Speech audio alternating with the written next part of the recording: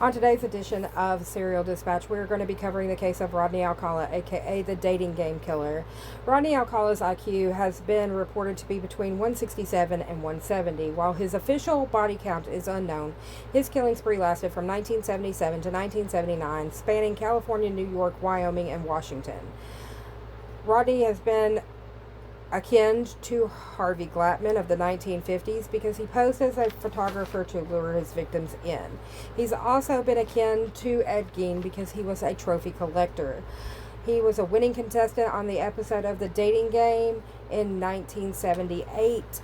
And today we are going to dive into all of the life and killing of this serial murderer. Stay tuned.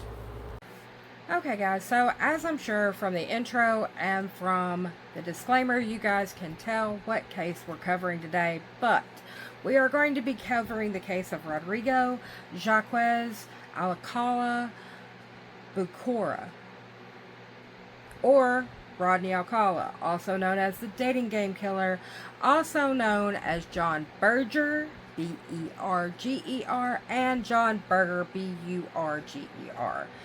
Rodrigo Jacques Alcala Bucora, if I've butchered that, I'm sorry. I'm not very good with pronunciation. I'm really not. Was born on August 23rd, 1943 to Raul Alcala Bucora and Ana Marie Gutierrez. Now, he was born in San Antonio, Texas. Those are the facts that we can actually prove. Now, there are varying accounts on how many siblings Rodney Alcala had. Some say that he had 2 sisters. Some say he had a brother and a sister. But I went with the account from the killer photographer, The True Story of Rodney Alcala by Josh Curry, because he had dates. According to Josh Curry, Alcala had 3 siblings. He had an older brother named Roy, who was born in 1942. He had an older sister named Paqui, again, pronunciation, but it's P-A-Q-U-I, who was also born in 1942. And then younger sister Chrissy, who was born in 1947. Like I said, varying accounts, but I do a wide breadth of research. I don't just use the internet. I have books for resources. I have internet sources. I searched everywhere. This was the best I could come up with. Now, Raul moved the family from Texas to Mexico in 1951 when Alcala was about 8 years old. Now, that move also has varying accounts because by some accounts, Raul just moved the family. By other accounts, Ana moved the family by pushing Raul because her mother was in the twilight of her life and wanted to live out the rest of her years in her home country. Who knows? We don't. But they moved to Mexico in 1951. But by 1954, the family was in shambles. Raul abandoned the family and Ana decided to take her children to live in the suburbs of Los Angeles. At this point, Rodney is about 11, okay? Rodney lives a very privileged life. He attends only private schools, not universities, private schools. He is a good student. He has great relationships with his teachers. He's popular with his friends and other school attendants. He's athletic. He's creative. Like everything a parent wants to hear about their child, Rodney is checking that box off. And as you heard from the intro, he had a very high IQ, so things came easily for him. Alcala graduated from the Cantwell Sacred Heart of Mary High School and by some accounts followed his older brother's footsteps. Alcala joined the Army on June 19th of 1961. He was 17 years old and he started his service as a clerk. Now, there starts to be some issues while he is serving in the Army. There are reports that Alcala was manipulative, vindictive, and insubordinate. There are other accounts from some females stating that he was a little too forward with them. In 1964, a bomb goes off in Alcala's life. He suffers what is deemed to be a nervous breakdown, and he hitchhikes from Fort Bragg, North Carolina, to his mother's house in Monterey Park, California. At this point, he's AWOL from the Army, something you don't want to do, but, you know, his mother convinces him to go and talk to his Army recruiter. Alcala is brought in to see a military psychiatrist who diagnoses Alcala with antisocial personality disorder. With this diagnosis, he is medically discharged from the Army, and he decides to enroll in UCA's School of Fine Arts. UCLA has a great program. It's very popular. People love it. And everything seems to be leveling out. In 1968, Alcala graduates from UCLA School of Fine Arts, and everything seems fine. Or does it? On September 25th, 1968, Donald Heinous was driving past an apartment complex. Something we do every day of our lives, some of us. But he witnessed something that made him go to the police. What Heinous witnessed was a grown Rodney Alcala luring an 8-year-old child by the name of Tally Shapiro into his apartment. Heinous goes to the police. Of course, this is 1968. Nobody has a cell phone. You're having to go to payphones or go directly to the police. So there is some time in between when he sees this issue and by the time he's able to contact police. Police make contact at the apartment in which Heinous saw Alcala luring Tally. Alcala answers the door shirtless. He tells the officers, "Oh, give me a second, I'll go put on a shirt." Goes to the back of the apartment. When police enter the apartment, they find 8-year-old Tally Shapiro in a pool of her own blood. She had been sexually assaulted, and she had been beaten with a steel bar. When police went to look for Alcala, he had escaped the apartment, and there were more pressing issues with getting Tally medical help. Tally did spend the next 32 days in a coma, and then spent several months after she came out of the coma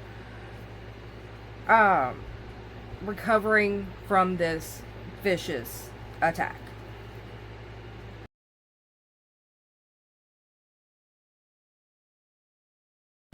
Alcala did not only just flee the apartment, he fled the entire state. Alcala left California for New York to avoid the consequences of his actions on his attack on Tally. Once in New York, Alcala assumes a new name. He becomes John Berger. Now, John Berger, B-E-R-G-E-R, okay? And he decides to enroll in the New York University Film School, which is a very renowned school. And during his time at NYU, he studies under Roman Polanski. Now, if you're a true crime buff, Roman Polanski should be ringing some bells for you. But if you're not, let me inform you. Roman Polanski was married to Sharon Tate. Sharon Tate was an actress in the 60s, but she became most famous, not for her role in Valley of the Dolls, but for her role in an actual murder. So Sharon Tate was murdered by Charles Manson's family. It was a huge deal because there was a lot of speculation on why they were killed during the time. It was a big mess.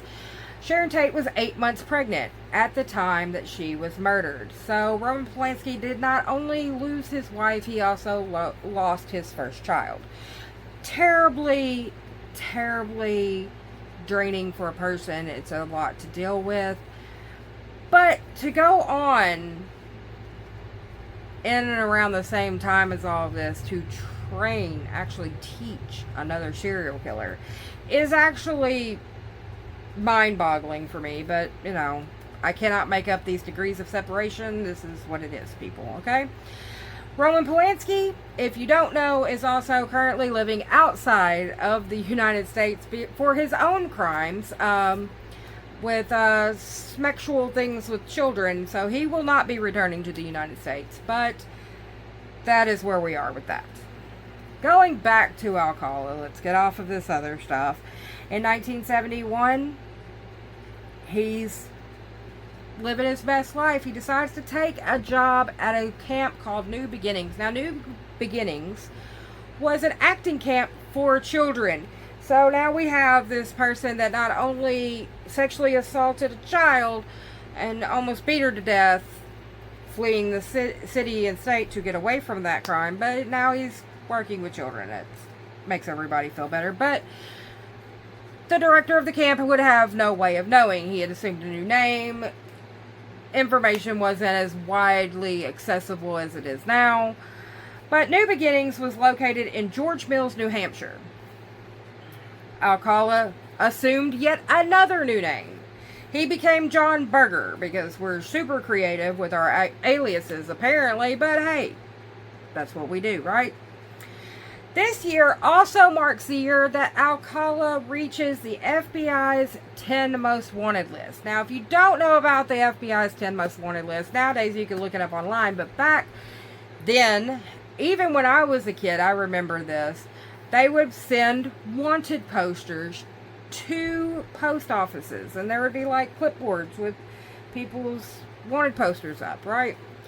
And it would have like a picture of them, their name, what they were wanted for. Some of them even included like the fingerprints, like from where they got their prints taken or whatever. I never quite understood that for like showing people this person was wanted. Like, we're not analyzing fingerprints here, people, but okay. I remember seeing these when I was a kid, posted in the post office. I'm sure other people do as well.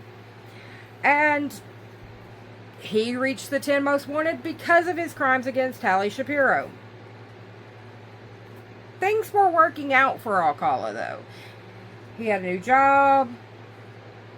All of his extracurricular activities were not known to the people around him. In June of 1971, Cornelia Michael Creeley, age 23, was a TWA flight attendant. If you don't know what TWA is, it used to be a very large airline, especially during this time, and she worked as a flight attendant. Creeley's lifeless body was found in her Manhattan apartment. She had been sexually assaulted and strangled with her own nylons. Now, Creeley's murder would go unsolved until 2011. Just stick with me, people, okay? A lot of Alcala's crimes are not discovered until DNA became more widespread. That is kind of the issue with these older cases, is a lot of things do not come out until scientific advancements, okay? So, with all this, afterwards, people believe that the reason why Creeley became a victim was because she simply met Alcala while she was moving into an apartment and accepted his help with moving furniture. Terrible, I know.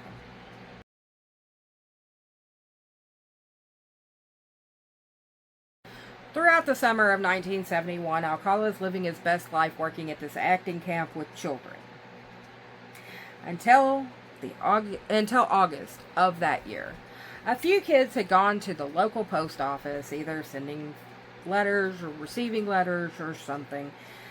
And they returned to the camp and went to the camp director and said, "Hey, you know John Berger over there?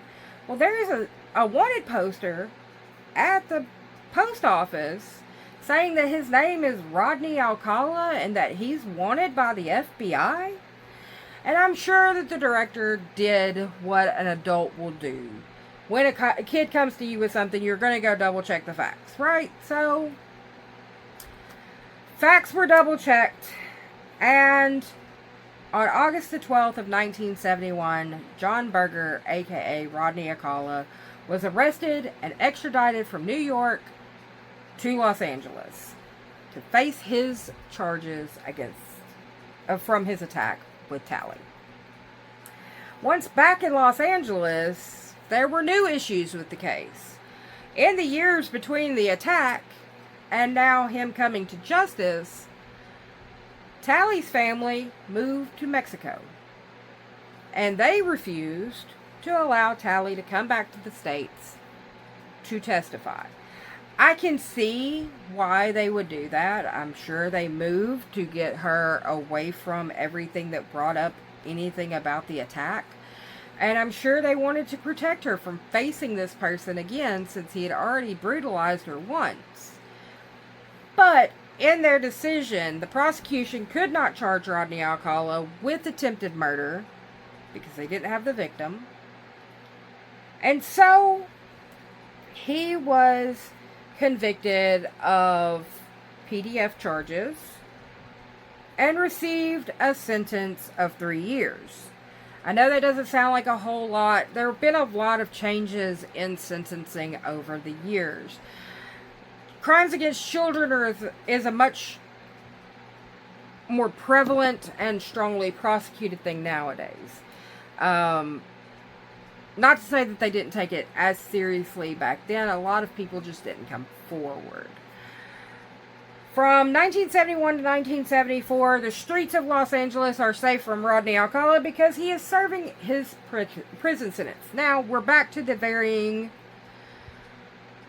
accounts of how much time he actually did. Okay, so some accounts say that he did 17 months. Other accounts say that he did 34. Either way, he was released on what is called an indeterminate sentence, which most jurisdictions, if not all, have done away with indeterminate sentences. An indeterminate sentence means that the prison gets to look at you and go, oh, well, you've played nice with the other criminals, and you've done good. So we're going to say that you're rehabilitated and you can go back out into society. I get the premise. It's supposed to be keeping down prison overpopulation. It's supposed to be encouraging people to change and better themselves. I get it. It's a terrible thing. You can play nicely with other criminals, so we're going to allow you to go back out into the public and play nicely with the law-abiding citizens. Terrible idea. Terrible, terrible, terrible. So Rodney Alcala gets out. He has to register as a sex offender. Okay? So he has to register. So we've got that. Okay. 2 months after Alcala is released from prison due to him attacking Tally Shapiro, he is arrested for an assault of a 13-year-old girl. Now, I scoured everywhere. I can't find anything on this case, like an actual person. She's only ever referred to as Julie J.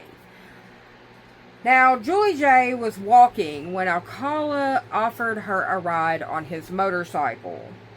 Alcala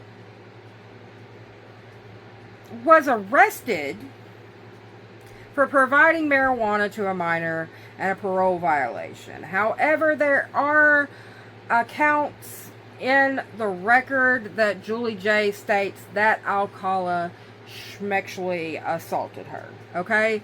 Like I said, this case is so closed down and hush-hush that it is impossible to find anything on. So, that occurs in 1974. So, let's fast forward 3 years to 1977. Alcala is released on another indeterminate sentence. You guessed it. Yes, he was. After serving 2 years. So, he was required again to register as a schmexual offender. But then, for reasons unknown and for what I hope was a career-ending decision, Rodney's parole officer in Los Angeles decides to let this 2-time schmexual offender plus known flight risk take a trip to New York. Okay. After a week of Alcala being in New York City, one Ellen Jane Hoover, age 23, was murdered. Now, Hoover was the daughter of a popular Hollywood nightclub owner named Herman Hoover. Now, you may think to yourself, okay, he owned a nightclub. blah, blah, whatever. No, this man was a big deal. Herman Hoover was such a big deal that his daughter, Ellen's godfathers were Sammy Davis Jr. and Dean Martin of the Rat Pack. Like, hung out with Frank Sinatra kind of stuff. Like, big deal, okay? So, Hoover was actually last seen alive on July 15th, 1977. When police entered her apartment, they found in her date book that she was scheduled to meet John Berger on that day. Police by now know that John Berger is an alias of Rodney Alcala, and so Rodney Alcala was questioned in reference to Ellen Hoover. And he admitted that he knew Hoover. But he was able to walk out of that interrogation without being arrested because they did not have a body. Now, granted, laws have changed, but as an adult, you can decide to up and leave and not tell anybody and never talk to those people again. And that's not illegal.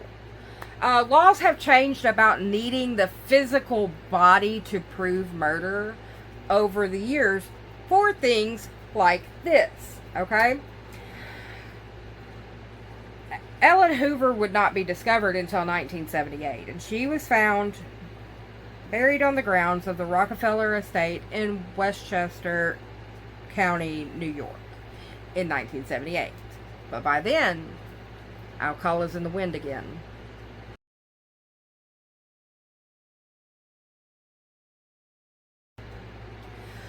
On November 9th, 1977, the body of Jill Terry Barkham, age 18, was found dead with her knees against her chest, naked from the waist down.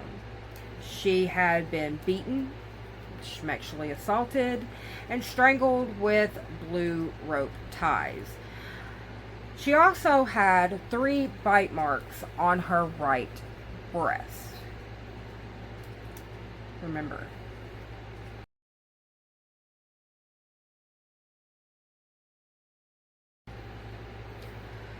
On December 16th of 1977, Georgia Marie Wixton, age 27, was a nurse.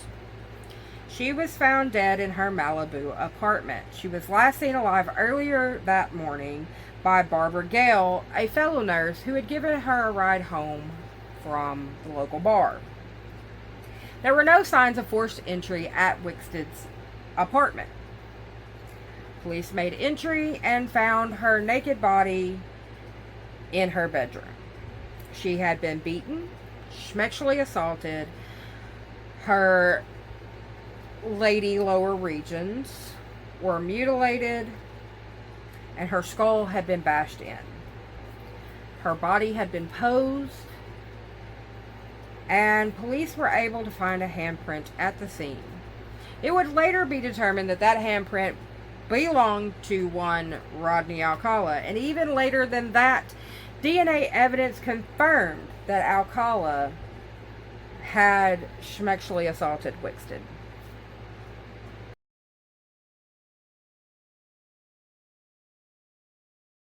Now, as I mentioned, by the time that Hoover's body was found, Alcala was back in Los Angeles. He had started working at the Los Angeles Times, and he was working as a typesetter. For you young kids that don't understand what that is, when newspapers would be printed, there were people that were set as typesetters. They would set each individual letter and each individual word on the press for the paper to be printed. And that was Rodney Alcala's job. Around this time is when he also started posing as a professional fashion photographer, and would convince people to pose for his portfolio. Get acquainted with the quotation marks when it comes to that word, because I'm going to be using it a lot. While working at the paper, Alcala was also questioned in reference to another famous serial killer case. He was questioned in reference to the Hillside Strangler case. The Hillside Strangler Task Force did pull in Rodney Alcala because he was a registered sexual offender, and he was questioned in reference to some of the crimes that were being committed by the Hillside Strangler. Now, obviously, Alcala was not the Hillside Strangler, because the Hillside Strangler was actually 2 people, not 1.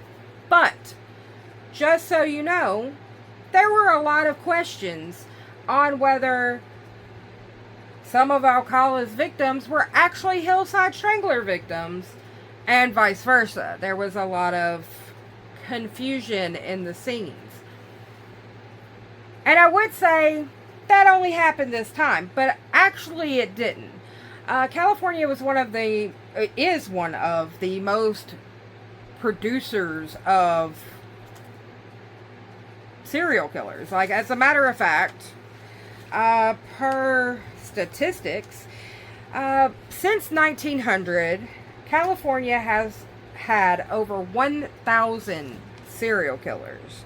And in the 1970s, in which we're talking about, California was dubbed, quote, the murder capital of the world. There were several serial killers that were all murdering at the same time in the same areas. There's a lot of confusion about which victims belong to which serial killer.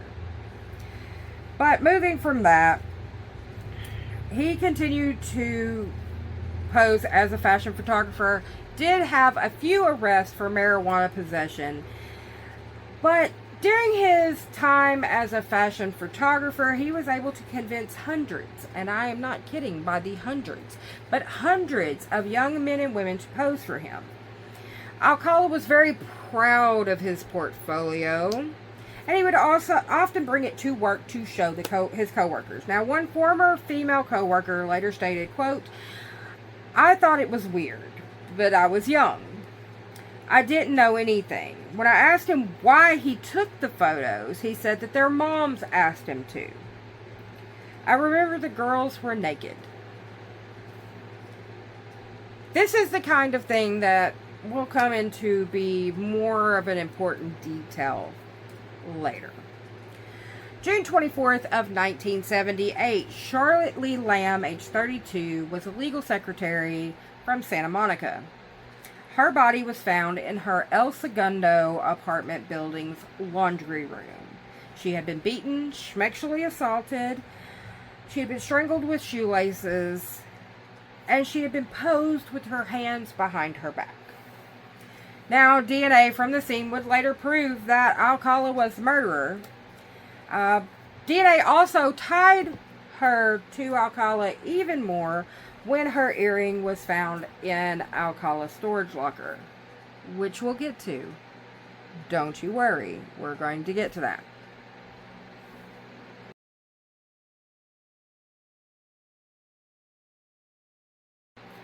On September 13th of 1978, Alcala appeared as Bachelor #1 on the hit game show The Dating Game, which was hosted by Jim Lang. Now, this was a huge show, okay? It was very popular, extraordinarily cheesy, a lot of sexual innuendo, but what the basic premise is you have one person, be it a male or female. So if it was a female, you would have 3 men competing to have this date with this female. If it was a male, you'd have 3 women competing for this date for this male. There'd be a partition in the middle, so the single person would not see the other 3 people. And it was like an interview style with these very cheesy questions, which came back with even cheesier answers. It cringe, so much cringe, but it's also kind of what, like, you know, Married Without Seeing and stuff are based off of. Like, this was like the pioneer, okay? So, now let's look at this. Alcala is appearing on a TV show that airs on TV nationwide. He is actively murdering. He is in the middle of his murdering spree, okay? He is also a 2-time sexual offender. Now, nobody knows about the murdering spree besides him. But the sexual offender thing is legal documentation that the production team and the studio never took into account to look for. Remember, your reality TV does not care about you. They care about the ratings and the money. Just remember that. So Alcala was introduced by Jim Lang as a, quote, successful photographer who got his start when his father found him in the darkroom at the age of 13, fully developed. Do you see the kind of cheesy innuendo shit that's going on here? Okay. They also go on to say, in between takes, you might find him skydiving or motorcycling.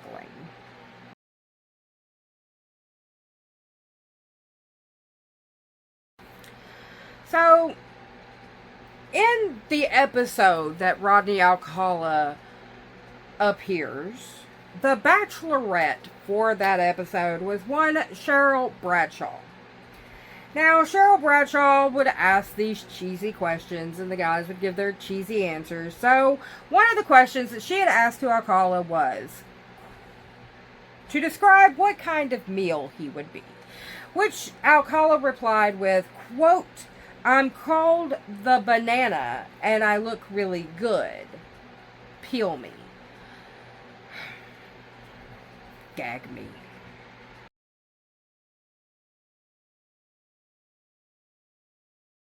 Now, on that episode of The Dating Game, Jed Millis was one of the contestants. He's gone on to have an acting career. You can go and look him up.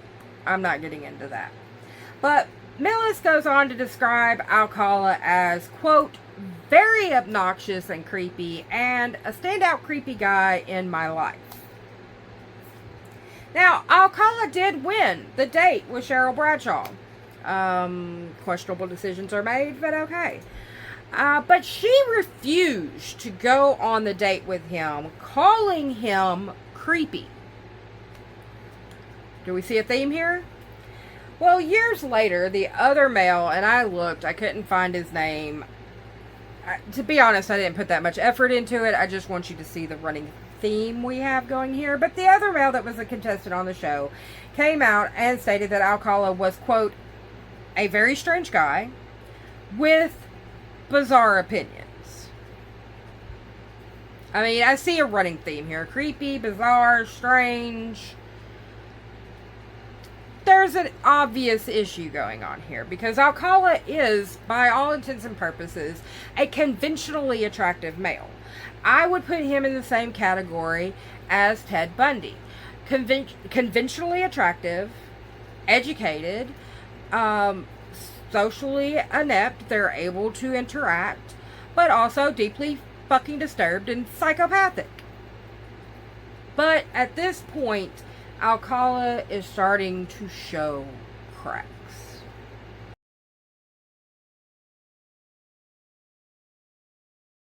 Now, here on Serial Dispatch, we are not going to blame victims, okay? So, this next sentence, we are not blaming the victim. But Pat Brown, a criminal profiler, has come out and she has analyzed Alcala's killing spree. And she states that Alcala killed 3 women after he appeared on The Dating Game. And she believes that Alcala increased the rate at which he was murdering due to his rejection by Bradshaw. Now, I personally believe Bradshaw did the right thing, and I'm sure everybody else does.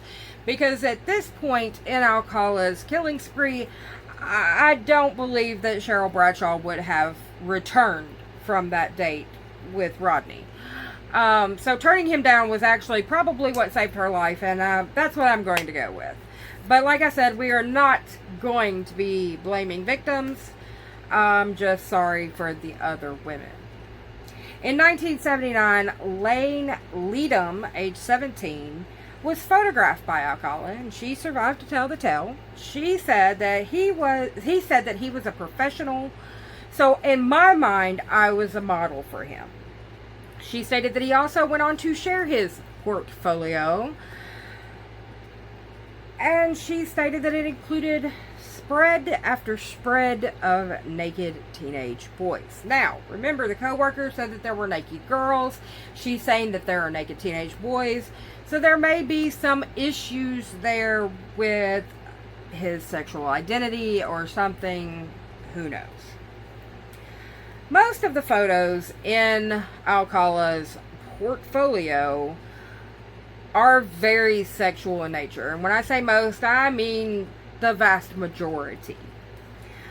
Most of those in the collection have remained undisclosed due to the sexual nature of the photographs.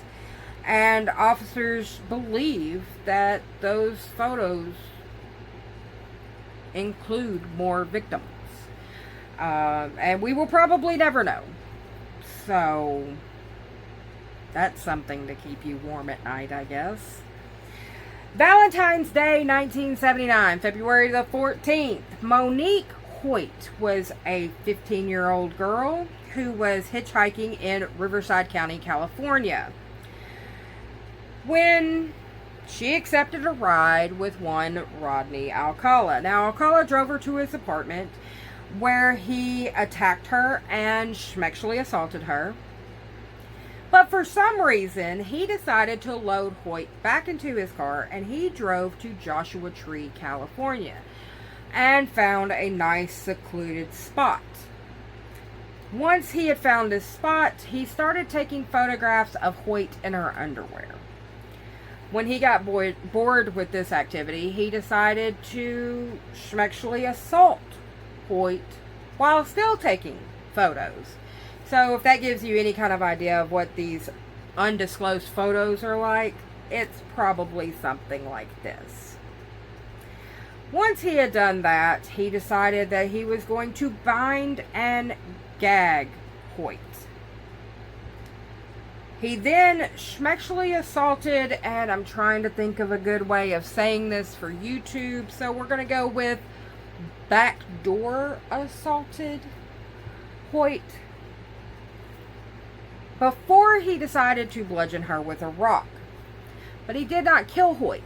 He loaded Hoyt back into his car and drove from Joshua Tree, California, back to Riverside County. Along the way, Hoyt was able to escape Rodney, and she went directly to the police and filed a police report. Alcala was arrested. But then Mama Alcala could not allow this to go on, so she went and bailed out her known flight risk, known sexual assaulter son.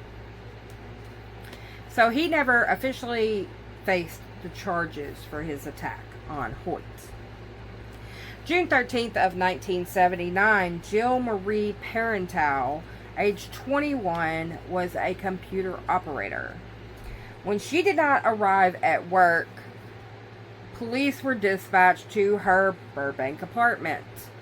Police did find signs of forced entry in the way of a broken window, and so they entered the apartment. Parental was found dead and naked on her bathroom floor. She was posed with pillows under her shoulders. She had been beaten, sexually assaulted, and strangled. There was blood from the window at the scene that did not belong to Parental. That blood would later point the finger at Rodney Alcala. Thanks, Mama Alcala.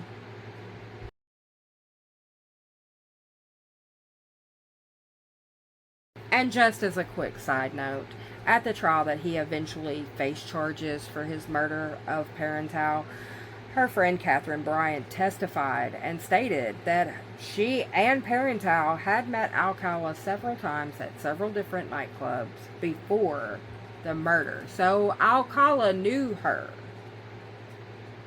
Again, a running theme here. On June 20th, just 7 days later, June 20th, 1979, we have Robin Samso. Now, Robin Samso was a 13-year-old girl. Now, some accounts state that she was walking from the beach to her ballet class. Some were saying that she was walking from the ballet class to the beach. But she went missing. If I could talk today. She went missing on that date in Huntington Beach, California.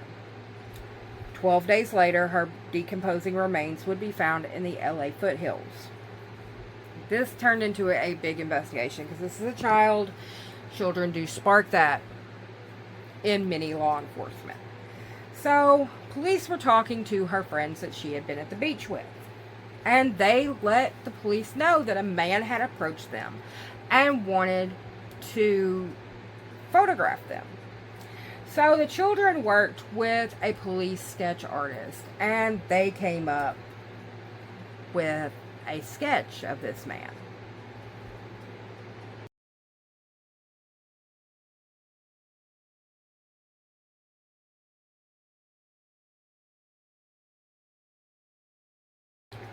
Now, as you can see, that does look like a Rodney Alcala to me, doesn't it to you?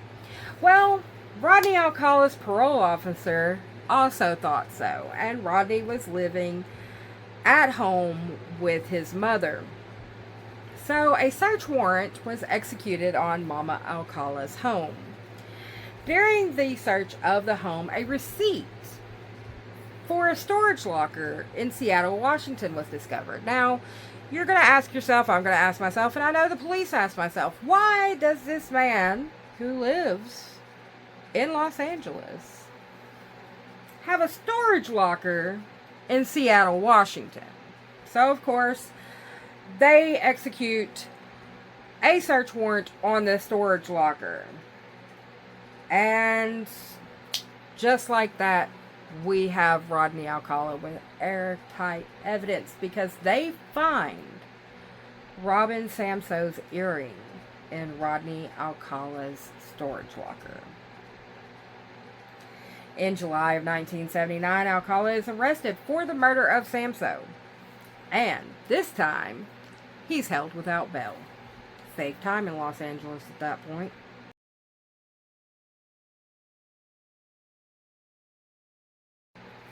In May of 1980, Alcala is found guilty for murdering Robin Samsoe, and he is sentenced to death. Way to go.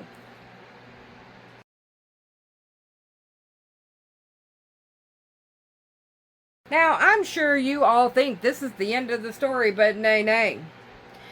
We are still 20-something years from the end of this story. So in 1984, the California Supreme Court overturned Alcala's conviction because they stated that the jury had been improperly informed of his previous sexual assault crimes. Way to go. Let's do that. In May of 1986, Alcala is retried for the murder of Robin Samsoe, and again he is found guilty, and again he is sentenced to death. Way to go. So we don't hear anything from Alcala for 6 years. In 1992, the California Supreme Court upheld the second conviction. Way to go, California Supreme Court, for getting something right. Alcala responds by filing a federal habeas corpus because he is trying everything he can to get out of prison to continue doing what he wants to do. 2 years later, in 1994, Alcala self-publishes a book called You, the Jury. Now, it is not in production any longer, but you can find copies of it online. I did attempt to read this, but I don't deal well with whining. And all this book is Rodney pleading his case on how he did not murder Samsoe. That's all it is. That's all it is. It is a bunch of whining and backbending to try to get out of trouble. That's all that is. So if you want to go find it and read it, good luck to you.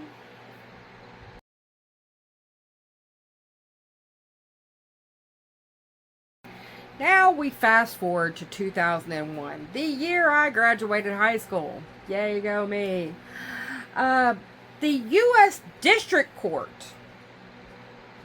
overturned Rodney Alcala's second conviction. Like I said, a lot of people have no faith in the judicial system, and this is a clear example of why. In 2003, the Orange County prosecutors are preparing for their third trial with Alcala in reference to Samso. Now, mind you, this child was murdered in 1979. It is 2003, and we're still fighting over this. But that same year, a nice law was passed in California, and this is kudos to them on this. So, sexual offenders and people that were imprisoned in California had to submit DNA samples. You did something right. Yay.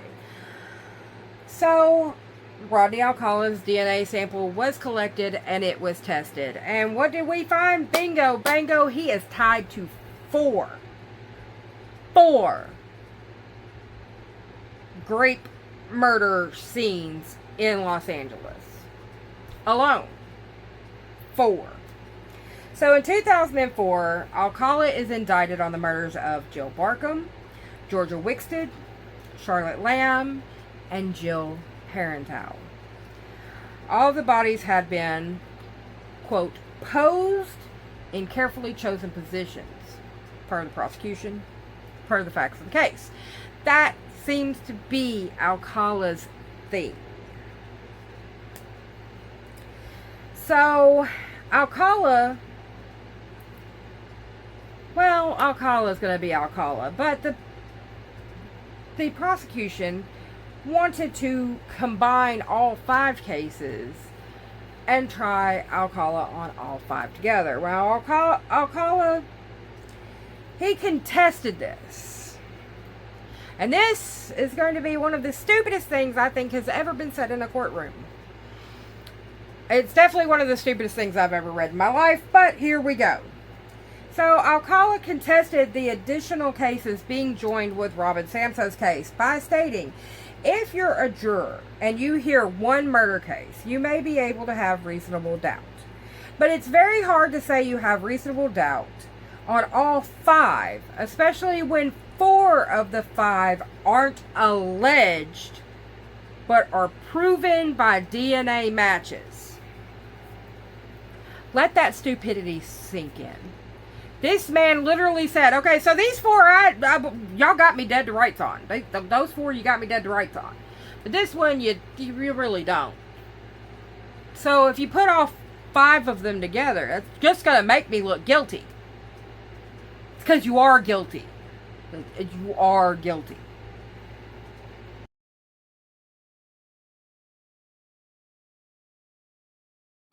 Alright guys, so apparently some footage has decided to 86 itself. So while editing the video, I've had to go back, and so we're going to pick up.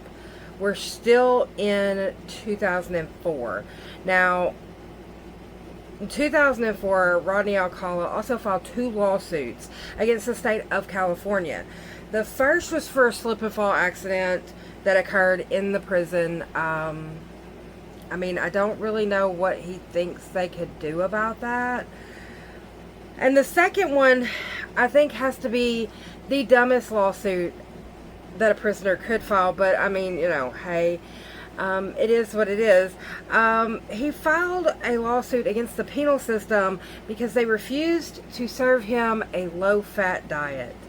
So, this serial murderer is concerned about his body weight and fat content. Okay. In 2006, the California Supreme Court ruled to join the additional 4 murder charges with Samso's case. So his argument about, oh, well, you can't do that because it's just going to make me look like I'm a murderer, didn't work. Shocker. In February of 2010, Alcala was back in court. This time he was facing 5 murder charges, not 1. And Alcala decided that this was the perfect time for him to serve as his own attorney.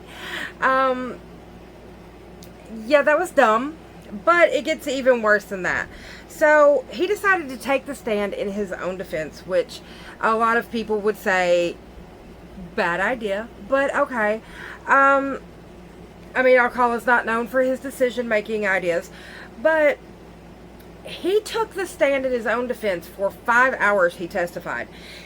Now, that's a long time to testify, one, but the way that he did this is absolutely insane. So, Alcala took the stand, and he served as not only the witness but also as his attorney. So he would ask himself questions referring to himself as Mr. Alcala, using a deeper tone of voice, and then he would respond to the question that he just asked himself in his regular speaking voice. Yeah, that doesn't make you sound crazy at all, Rodney. Just in case you were wondering, you sound completely sane doing that. He would also go on these long, monotone, rambling stories in which he was saying that he could not be responsible for Samso's murder because during the time that she disappeared, he was at Knott's Berry Farm applying for a job as a photographer. So, of course, that's not him. Sure, Rodney. The man also played clips of him being on the dating game. Now, what his appearance on the dating game has anything to do with any 5 of these murders is absolutely batshit crazy. And he also went on to claim that the earrings that were found in his storage locker did not belong to the victims, they were actually his. So, we all know that Jed Millis appeared on the dating game with Rodney Alcala. Well, during this trial, Jed Millis pops up again, and he told a reporter that earrings were not socially acceptable in 1978 for men to wear. It was not a socially acceptable thing for men to wear earrings. And he said, I had never seen a man with an earring in his ear. I would have noticed them on him. I would say, yeah, if that wasn't a social norm, which for the most part it was not, that would be something that somebody would have noticed. And also, if we could just play back, you could probably see them on him on TV. I'm just saying. Alcala did not ever dispute the 4 murders that were proved through DNA. He only stated that he did not remember killing these women. And, okay, so this all sounds very unhinged. But wait, it gets better. Because his closing was just another step on the unhinged train that this whole trial was. He played a song by Arlo Guthrie that was called Alice's Restaurant. Now, I did not take the time to look up the song or the lyrics. I just went off of what it is reported to be about. So the song is about a person telling their psychiatrist that he wants to kill. Does anybody else see where that's a fucking problem when you're trying to say that you are not responsible for 5 murders? But that was his closing. It took the jury less than 2 days of jury deliberation to convict Alcala of all 5 murders. And you have to think about that because they probably finished like late in the day on one day, so they're like, oh well, we'll just kind of discuss everything tomorrow. They probably went through the discussion, kind of like, I mean, it's pretty shut and dry on 4 of them at least. And given his track record with harming children, Samso's is not that hard to see that he was responsible. But took them less than 2 days for that. So this whole trial, you would think by the time we get to sentencing, like everything should be done, right? There should be no more twists to this case. But you would be wrong, because there was a twist in the penalty phase. Tally Shapiro, Alcala's first known victim, took the stand and told her story of her encounter with Rodney Alcala when she was 8 years old. I know that had to be very harrowing for her. Also, probably very healing since she never got to confront him beforehand. But, plot twist again, Alcala somehow was able to pay a psychiatrist by the name of Richard Rappaport to be a defense witness. Rappaport testified that Alcala's borderline personality disorder could explain why Alcala could not recall murdering 5 people. That's comforting to me.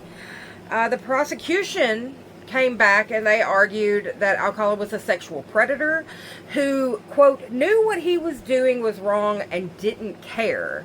They also stated that Alcala, quote, toyed with his victims by strangling them until they lost consciousness, then reviving them to do it again. I think that kind of lays out the whole thing right there. I don't care that he cannot remember murdering these people. Because if your mental state is to the point where you can't remember murdering people, you do not need to be out in society. You don't.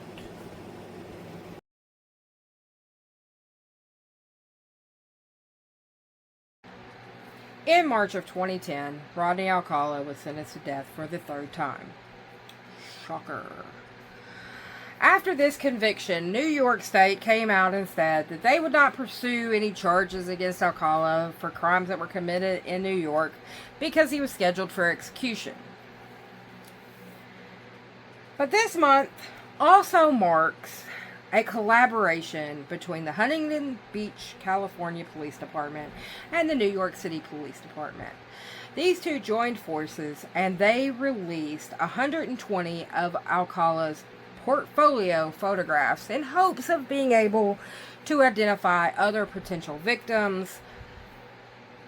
Now, that still leaves over 900 photos that they're not able to release because of the content of the pictures. But at least we're getting somewhere, right?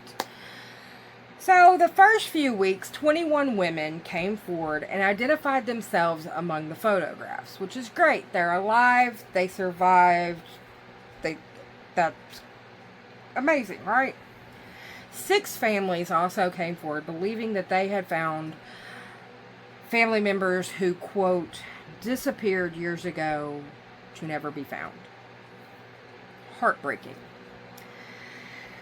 2010 also saw Alcala listed as a person of interest in several unsolved murders in the Washington area because of his storage unit. Now, we're going to get a little funky with the timeline because we've been in chronological order all the way, but now we're going to start traveling back in time. So on September 14th of 1976, one Cherry Ann Greenman, age 20, was living in Waterville, Washington. She was last seen alive on that day because that was the day that she was released from the Douglas County Jail. Now, Greenwood has never been identified in any of the photographs of Alcala's, but she's also never been located. So she is an unknown player in this game.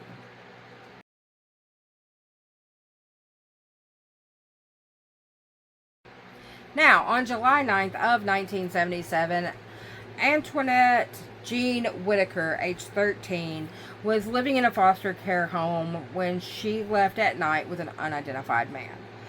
A week later, her body would be discovered fully clothed, with no signs of sexual assault, but she was propped up on her hands and knees.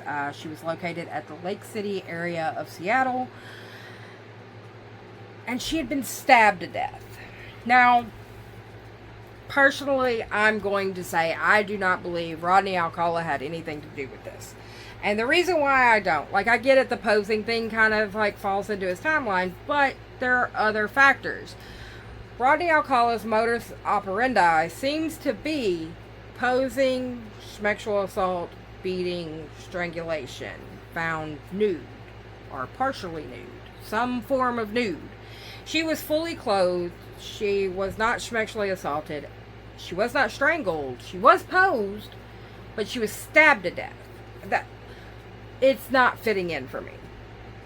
I'm just saying. Now, on February 17th of 1978, in Seward Park area of Seattle, Joyce Francine Gaunt, age 17, was a developmentally delayed teenager who had the trust level of approximately an 8-year-old. Her nude body was found on this day laying face down. She had been beaten, sexually assaulted, and strangled. The last time she had been seen alive was on February the 16th, and she was in the presence of an unknown male. Now, Gaunt fit into the MO. Whitaker does not. I'm just saying. You can let me know down in the comments whether you agree or not, but I'm just saying.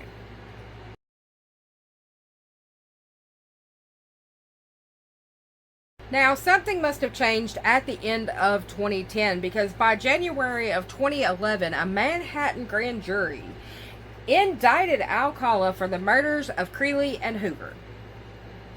In March of 2011, the Marin County, California officials came out and announced that they were confident that Alcala was responsible for the October 9th, 1977 murder of Pamela Jean Pam Lamson. Lamson had disappeared after going to the Fisherman's Wharf to, quote, meet a photographer. Her battered and naked body was found on a Marion County trail. It was a hiking trail. Now, that case is circumstantial at best, but it does kind of fit into Alcala's MO. So, in Lamson, no official charges were ever filed against Alcala.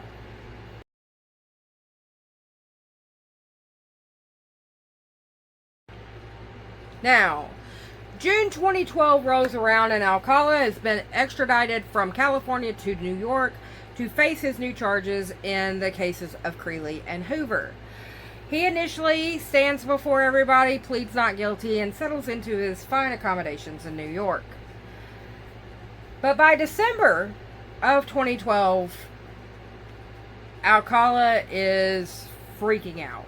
He changes his plea from not guilty to guilty because he wanted to get back to California to fight his death penalty for the third time. So on January 7th of 2013, Alcala was sentenced in the New York cases to an additional 25 years to life. I know it doesn't sound like a whole lot, but I mean, the man is going to be executed. So there's that. Now we're going to jump from 2013 to September of 2016. Alcala was charged in the murder of Christine Ruth Thornton. She was 28 at the time. Now, Thornton was living in San Antonio, Texas, when her and her romantic partner decided to hit the road. They ended up landing in Biloxi, Mississippi in June of 1977, but the relationship did not survive. So they split, and the last time that Thornton was seen alive was hitchhiking. She was never seen again. But all of that changed in 2013. A photo from Alcala's portfolio caught the attention of a woman, and that picture was a dark-haired woman wearing a yellow shirt, sitting on a motorcycle. And that woman happened to be Christine Thornton's sister. And she identified that girl as Christine like that.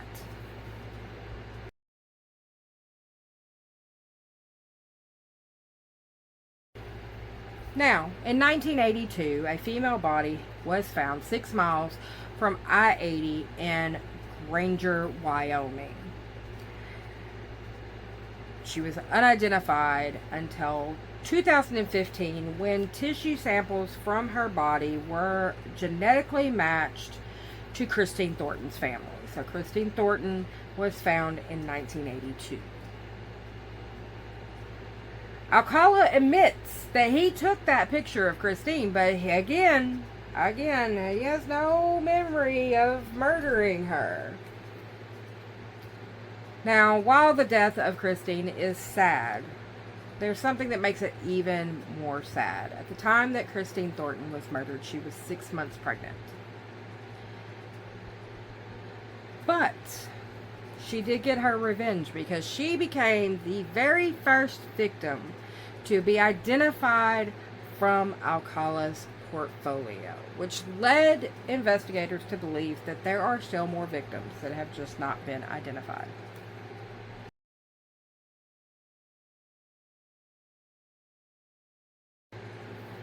So when it came time for Alcala to face his charges in Christine Thornton's death, he was 73, and it was reported that he was too ill to travel from California to Wyoming to officially face those charges.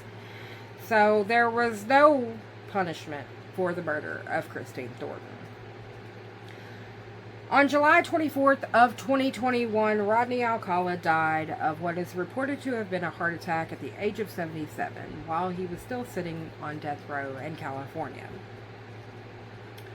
I believe it was an easy way out for this murderer. I mean, we proved 11 years beforehand with DNA evidence that he was a monster that viciously murdered these women and did heinous things to them. At that point, he's been sitting in prison since 1979 for everything that he's been doing. At some point, we should have just said, okay, enough's enough, and killed him. We could have figured everything else out after the fact. But he got to die of natural causes while sitting on death row. And you may be thinking to yourself, okay, well, I've made it to the end of the story. But no, there's more. I know, it's terrible, but here we go. So after Alcala dies, Morgan Rowan, age 68, contacts Steve Hodel. Now, Steve Hodel was the original investigator in the Tally Shapiro attack.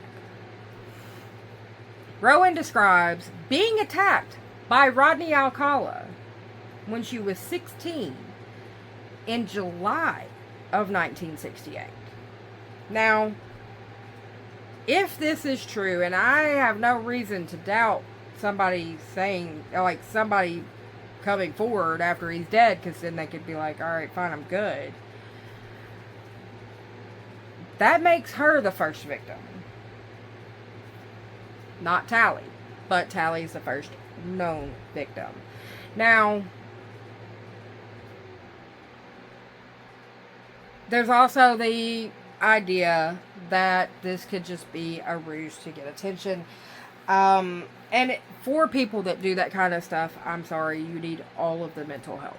But let's see what she has to say.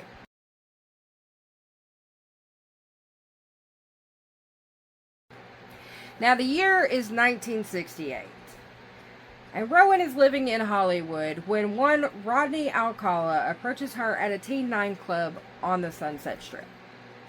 She gets into his car, believing that they are going to IHOP, because that is what you do when you've been out at the club.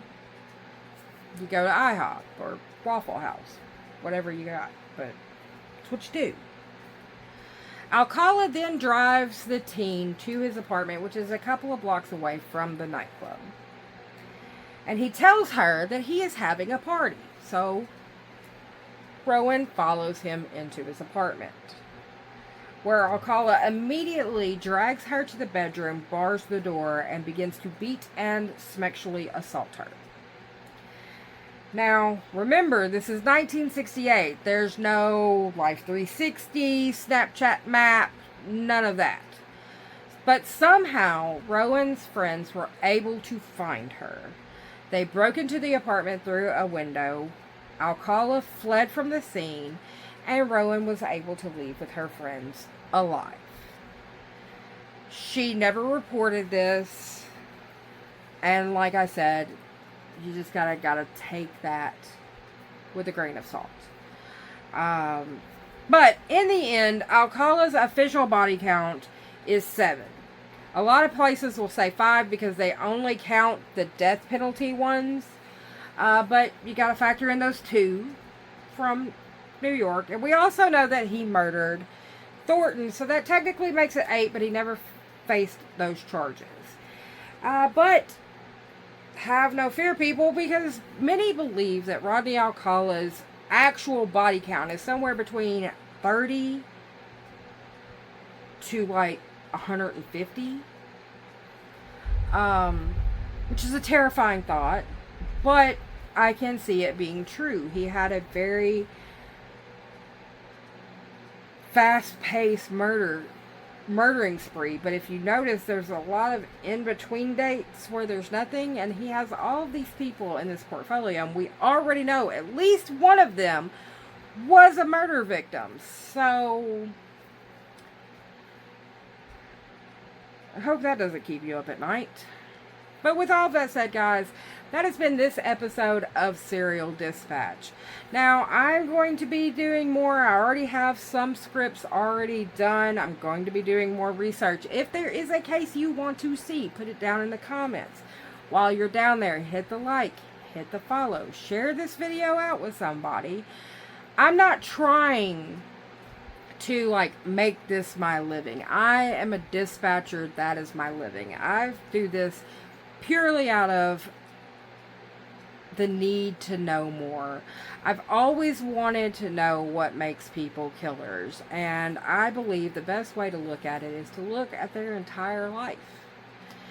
But with that said, guys, leave your suggestions down in the comment section, in the description box, so you guys can find all the sources that I used for this video, along with any social media links that you may want to try to come and find me on. I'm going to tell you, all of those are a couple years out of date because I abandoned all of this for a good couple of years just to try to get my life back straight. But with all that said, guys, that's it for today. I'll see you on the next one.